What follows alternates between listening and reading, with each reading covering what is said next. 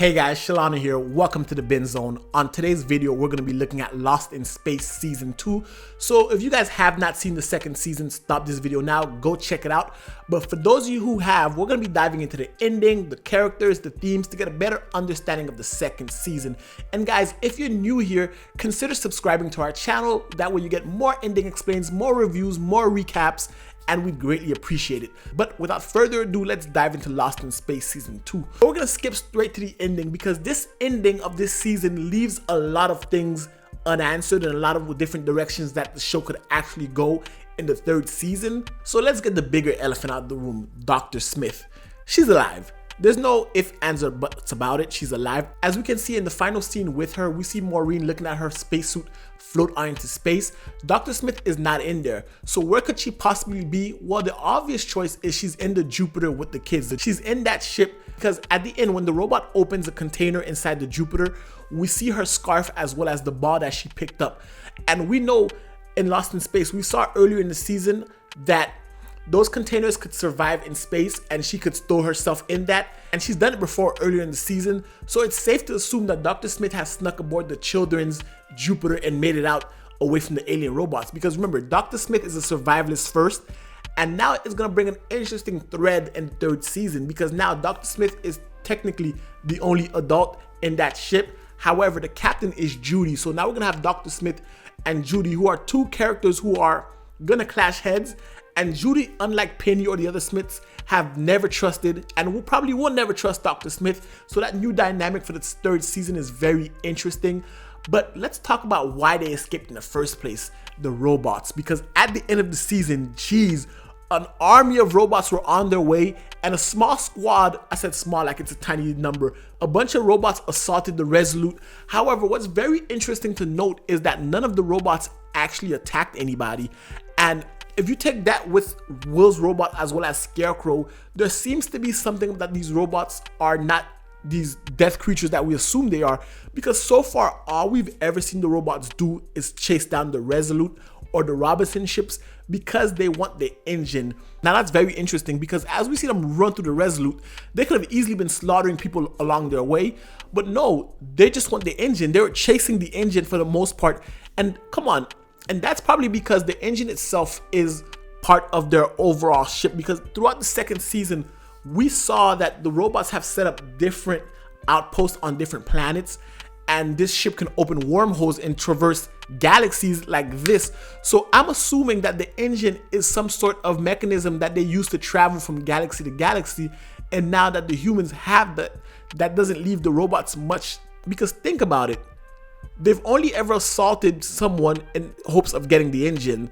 So when Will and Sar had their interaction, when he lured Will to the planet and was pretending to be Will's robot, he never harmed him. He was trying to understand the cave paintings and get Will to understand what he's looking for.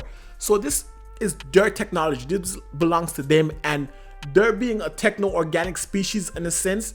They could probably have had some sort of clash with biological creatures such as humans, and that's why they don't fully trust them, because look at what happened to Scarecrow. Scarecrow, for the most part, was abused and nearly killed just to pilot it. So they don't want their weapon of mass destruction, in a sense, in the hands of humans, because look what the humans have been doing to them. So that's interesting. The assault was very interesting, and the fact that they brought backup upon backup, and they weren't really killing anybody, they were just looking for their engine. Which leads us to a very important dynamic. Now that the kids are gone and the humans, the survivors, are surrounded by nothing but robots, how will they interact? How will the rest of the crew of the Resolute react with all these robots around them? Will the robots continue to assault, or will the robots simply try to find the engine? Because so far, we see that when not provoked, they don't attack. Like, they pet horses, they look at animals. Even when those dinosaur-like creatures were assaulting, the robot never chased them down, because they're not actually actively looking to kill anybody.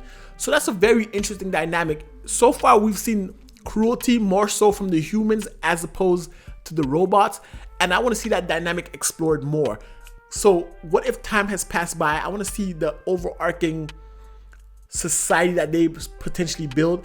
But the final scene of the show is when the kids emerge from the wormhole. So instead of arriving at Alpha Centauri, the first human signal they find is that of the Fortuna. Now this is very interesting because the Fortuna was a ship that went missing years ago and that was being captained by Grant Kelly. Grant Kelly played a major role in this season without ever actually us seeing him, and that's because that was Judy's idol, and then we come to find out that that's Judy's biological parents. Because remember, the Robinsons adopted Judy, and her actual father was the captain of the Fortuna, the greatest astronaut of their time per se, and it seems that his ship was emanating a signal. So it's fair to say that her father survived some way, shape, or form because he's able to send out the signal. And the reason that the robot ended up at the Fortuna as opposed to ending up at Alpha Centauri was because the robot was following the first human signal it came in contact with, and the people of the Resolute automatically assumed that that would be from Alpha Centauri because the Fortuna was lost, but that's not the case. So the very interesting dynamic here is why and how did the Fortuna end up there? Were they the first humans to get in contact with the robot? Because that's solar systems away, galaxies away, and the Fortuna was not as advanced as the Resolute because it didn't have that engine. So how did it get there, and what happened to that planet that it's orbiting? Because we see Judy is a gifted person. She's smart, athletic, with a smart head on her shoulders, and the fact that her father was this specimen of a great astronaut, maybe he found something that allowed them to traverse the galaxies. That's probably why at first his ship is messed up and the robots don't trust humans with their engine, because maybe Grant Kelly was the first to make contact and maybe something happened where the humans did something bad or they misused their technology and therefore the robots no longer want them to have that. Those are all interesting things, and I want to see how Will reacts to the robot not being his essential slave anymore, because remember in the first season all the robot did was follow Will around, but now that the robot is getting more sentient, he's becoming more of a friend as opposed to a one-sided friendship. So I want to see how Will reacts when the robot is following Judy per se, or the robot doesn't follow his directions and is actually doing things to advance his own race.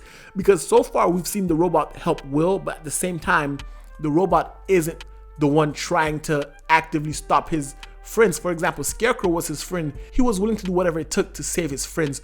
So what if he had a bad interaction with Grant Kelly, or Grant Kelly was the reason that he was sent to find Will Robinson, or Judy Robinson could have been the one that the robot was after all along before Will helped it out.